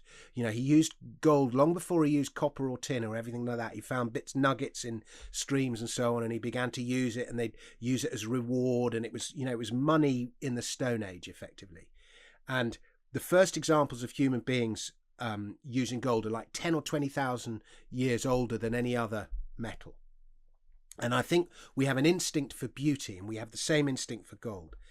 And it was just such a strong narrative, and it was confirmed by the gold price, because every year the gold price was going, it seems pathetic to a Bitcoiner, but every year the gold price was going up 15, 20%, and the story was getting out. They invented the gold ETFs. There were bullion vaults that ordinary retail investors could put their money in and buy physical gold. Institutional money was coming in via the ETFs. And these things called junior mining companies emerged. You'd have the large mining companies, Newmont and Barrick and things like that. But you'd have these junior mining companies, which were basically mining exploration companies. A couple of blokes with a beard raise some money and they're going to go and drill this property in Outer Mongolia or Alaska or wherever it is. And they think, because of the way the rocks are, they think there's some gold there and they're going to drill it. And this idea that junior mining companies were effectively an option on the gold price came along. And junior mining companies were like Bitcoin. They would double and triple and quadruple for no reason whatsoever. Well, the reason they tripled was everyone was buying them. And so 2008 came along, and then everything collapsed in 2008, including the gold stocks. But the gold stocks were the first to rebound. And the S&P was dragging low, it was going all the way to 666. Gold was going flyer and flyer. And that period between 2008 and 2011 was was one of the best periods ever to be it was probably the best period ever to be a gold mining investor. And you just could put £10,000 in a gold stock and it would be £50,000 a year later. And it was like Bitcoin. And the narrative, and that's one of the reasons I think actually psychologically why I didn't get as involved in Bitcoin as early as I should. And then the whole thing peaked in 2011, the Greek crisis. September 2011, the Greek crisis, and gold peaked at 19.20 an ounce. And it just, there's nothing to confirm a narrative like price. And if you think fiat money's collapsing and inflation and all these narratives, when you see the gold price going up, that confirms it. And so all my focus was on that. But then these guys of these gold mining companies, they come and have these lunches to raise money, and they'd be like staying at the Savoy, and they'd be showing up in these incredible suits and flashy cars, and you were like, shouldn't that money be going into the ground? Shouldn't that be going into drills? And so, basically, junior gold mining companies were shit coins. Effectively, they were stupid altcoins, is what they were. And rather like you got burnt in 2016.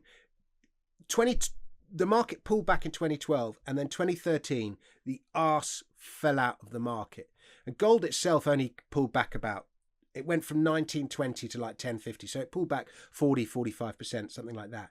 But most of those mining companies went to zero, and it was 000, and they went so quickly, and it was so hard to sell because you were like, but I bought at 100 and I'm selling at 20. I may as well just hold on. And it would just go lower and lower and lower until you lost everything. And I got so badly burnt. And I saw how the anti-fiat money narrative could unfold. And then I would go to Bitcoin and I would hear all the same narratives that had proliferated in gold before the bubble popped in the Bitcoin bin. I was like, I know how this ends. Okay. I know how this ends, and so that held me back. And so, but in any case, why is Bitcoin so been so much better than gold? And here's my explanation. Do you remember at the beginning of the program we talked about the sovereign individual and these two economies, the physical economy and the digital economy? And the physical economy is the one that's going to be persecuted in this new digital nomad tax-free world that we're going into. Not tax-free, but you know what I mean. The physical economy since about 1990 has grown at 3, 4, 5% a year, sometimes a bit more, sometimes a bit less. And it's done well. But the digital economy has just grown at the most exponential rate. In 1990...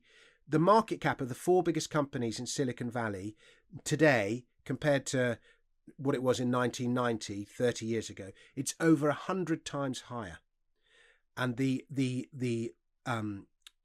physical economy has just grown at nothing like the same rate.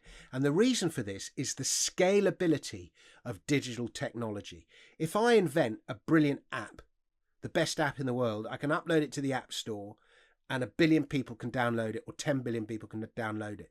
If I invent the best mug in the world, I've still got to manufacture and distribute 1 billion of those mugs. It's just so much less scalable. Digital stuff, and that is almost, and as a result, you see, Google gets a really good search algorithm going. It can just grow it really quickly. And as a result, market caps triple, and it attracts more investment, and there's a virtuous cycle.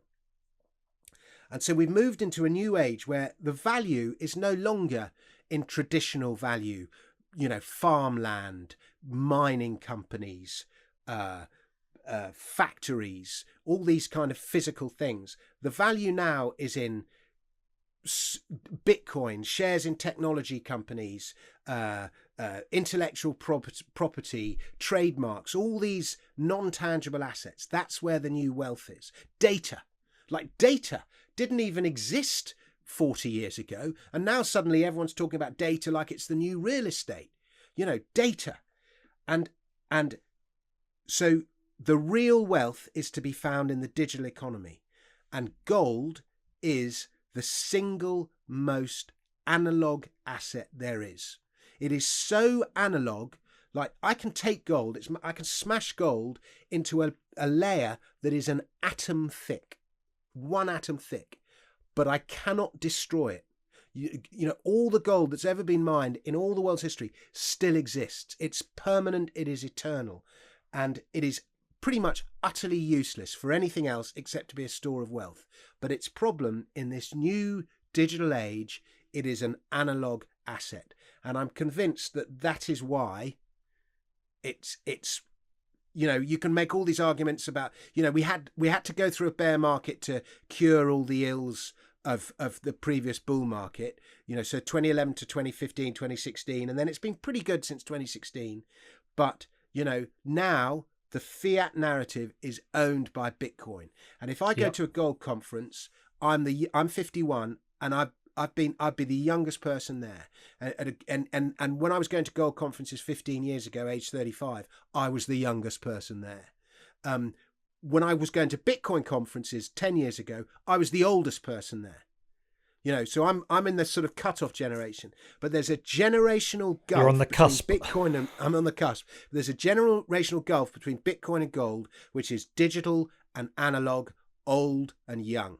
And old people do not get Bitcoin and young people do. And young people are more dynamic, they're more energetic, they've got more get up and go, they've got more fight, and all these qualities have piled into Bitcoin, its marketing. And gold, meanwhile, you talk to a bullion dealer and he's got your custom and he'll do everything else to make sure you buy with him, hold with him, sell with him. Whereas Bitcoin, it's a whole movement. Whereas gold is lots of little things. There's not one overwhelming network that Bitcoin has. Well, I've never owned gold beyond it being within things I've bought, right? So whether it's jewelry for me or for someone, well, not for me, I don't wear jewelry, or jewelry for somebody else, or it's within my phone. I've never bought gold. My son has never asked me about gold. He asks me about Bitcoin all the time. And then, look, I know it's my job.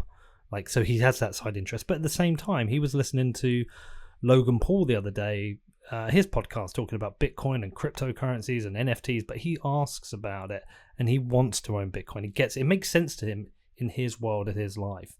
So everything you're saying is that transitional thing. And it's kind of funny when you talk about it. It's the narrative. We respond to stories. There's no narrative for gold. We do, but also I think you can spin in there the ease of use as well. There is that ease of use, ease of access, which makes it a more compelling. It's like VJ Boy Patty said. He was on Tom Wood's show, and he said Bitcoin is like gold, but it has this magical property that you can teleport it anywhere in the world. And I just love that narrative. Well, yeah, so it's narrative. It is narrative. You're right. It is narrative. But what is really interesting is that I've been, my Bitcoin period from 13 to 17 was really buying drugs on the Silk Road in 13, trading and losing, forgetting about it. And then I've been properly in from like N16 to now. And I've heard all the narratives about what Bitcoin can really be. And there was always that tinge of doubt. Well, it's still magic internet money. I get what you're saying, but now I'm fully in. I'm fully convinced. I get it now. There's no, I do not want to sell it. I would like maybe at some point to leverage it or maybe sell it a little bit, but generally speaking, I think the writing's on the wall for gold and fiat currency. So I don't know if you felt that. Listen, I've still got loads of gold, so let's not. Let's not destroy. This is. You see this round my neck? Yeah. This little bit of gold here. I had some sovereigns, gold sovereigns, and I took two of them. I was so pissed off with gold in about 2014. I was just sat there holding this fucking thing that kept falling in value. And, the gold, I bought all that gold and I was going to be a billionaire because we were going to go back to a gold standard. I was going to liquidate my gold and buy Soho. That was the plan. Should have done it with Bitcoin. Anyway, so I took two sovereigns, and there was a woman in my school. My daughter's school had a little market fair, and there was a woman who was working on jewelry there at the market fair. And I said, "Can I give you two sovereigns and you make me a necklace?" Because I thought I'd just wear. At least I'll have some pleasure to be got from the gold by wearing it. And so I've always worn this necklace ever since, which is basically 1/2 ounce of gold. And if you ask me what's going to be worth more in 200 years' time, gold or Bitcoin, I would say almost certainly gold. But we don't need to explain invest that. with 200-year time frames. We invest in 5-year, 3-year, 5-year time. Well, we're lucky between us. We're not. We're 10 years apart, but we can have a broad range. We've got 20 to 30 good years left, and then the decrepit Sure. bit afterwards. But I mean, So- we don't invest with 30-year time horizons. Why, we invest so with why 3 to 200 5. years? Because what? Because gold will always exist, but Bitcoin could die or something else could come along. Or Yeah, I mean, I'd like to have this conversation with Michael Saylor because I'm sure he'd put me right. But some new technology will come along, some new monetary technology that will supersede Bitcoin. like, what does this new technology need to do? Because the thing about Bitcoin is, I don't think it is about the technology. I think it is about the mystery, the decentralization, the anonymous creator, the mythology. I think, and its narrative and its network effect. What? Yeah, there's already There things will which be are, something. I don't know what it is, Peter, but something will come along. Either the technology will be better. There's all sorts of problems that can happen with Bitcoin. Too many Bitcoins could be lost 200 years in the future. Too many so many Bitcoins could be locked away. The one of the things with there just could be too great an unequal distribution of wealth on the Bitcoin network. Too few people could earn too many just by virtue of when they bought, and it does seem at the moment there's less and less Bitcoin on the market. More and more people are buying, and there's less and less available. But there is, like, again, coming back to Daylight Robbery, money is technology. What we use as money has always been driven by technology. So we talked about the mud, the evolution from the balls to the writing in the clay tablets. In 700 years BC in ancient Lydia, they found ways. I forget the king who did it. It was the Alates, Alyattes. Alyattes, I don't know how you pronounce it, minted the first coins in ancient Lydia. They were probably minting them earlier in China. And so coinage, where you could certify the amount of metal in a coin and then stamp it with the issuer to guarantee the purity, it was a much better form of money than the sticks that they used at the time or whatever other forms of money they used. And so you'd see copper coins, silver coins and gold coins. And then, coinage was one of the most brilliant technologies ever. We still use it today, but it's a technology, and the use of that technology has improved throughout all that time. But the basic principle was invented 700 years BC. But then, the next evolution in money was the inventing of the printing press. And we found that, it's more convenient rather than using gold coins to use bits of paper instead. And this happened in China and under Kublai Khan or whoever it was. And then in the Western Europe, it came around, from about the 1400s onwards. And then we started using running cash notes. And then we got the invention of the Bank of England, and we'd have state-sponsored notes and so on. And paper money paper replaced gold. It was still backed by gold, but use of paper was just more convenient. And then the next stage in the evolution was the evolution of digital technology and communications. People forget the role of communication in money. Like the first transatlantic transactions between the dollar and the pound happened in whenever it was 1850 or 1860 with the invention of the telegram.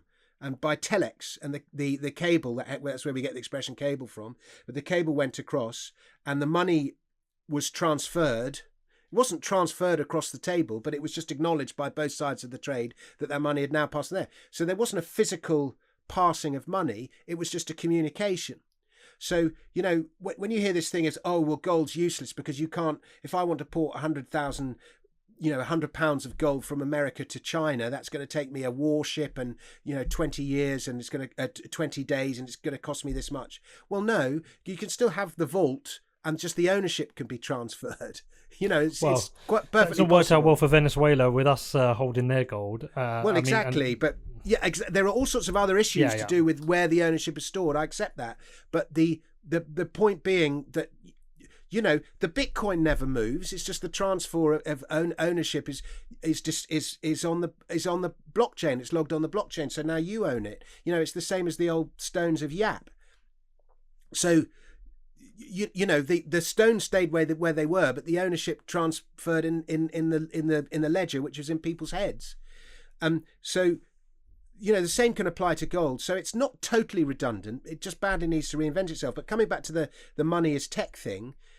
digital technology came along and it was much better, and we can send money by internet banking now, and so the checks died a death, so paper money's died a death. We don't use paper money barely at all anymore. And so, there's just this constant, and then the ultimate form of digital money was the ownership issue, which Bitcoin, the decentralized thing. And, I can't say what the next invention will be because, usually an invention happens in reaction to a problem. We don't even know what the problem is yet because Bitcoin's working very well.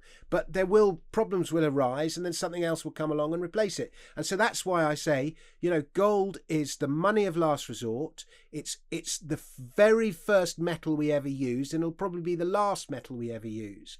And it has its variations, and it comes in and out of fashion. And at the moment, it's very out of fashion. And I would advise people to be more overweight Bitcoin at the moment than they are gold. But, I'm hedged. I've got both.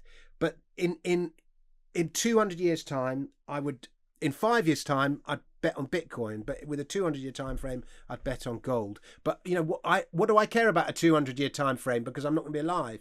Why don't you sell your Bitcoin, your gold, and buy Bitcoin? Why are you short Bitcoin, Dominic? Why are you short Bitcoin? I have sold gold and bought Bitcoin, and not early enough. Oh, well, man. Listen, look, we've crushed out a pretty good couple of hours here. I think is there anything we've not covered that is burning on your list? Loads, but just whenever. Well, let's do another one. Yeah, whenever you're up, I can talk forever, and as you probably gathered, and whenever if you need a guest or something, I'm only up the road. Well, I think this is going to be very popular. I look forward to actually meeting in person. Yeah, so what we'll do is when all this bullshit's over and Boris lets us out, let's meet up. Let's go out in Soho. There's a restaurant I really like down on, you'll know Frisk Street. Yeah? Yeah, just opposite Ronnie's. Yeah, I love Frisk Street. It's where I get all my tattoos. This is all on Frisk Street. Is it? Do you know Chotto Mate on Frisk Street, the Japanese Peruvian place? I think I've eaten there once, but I can't. I think I've eaten there once, but has it got sort of benches all up and down, or is it all separate tables? It's got benches around. No, it's separate tables. It's on 2 floors. Anyway, we'll go there.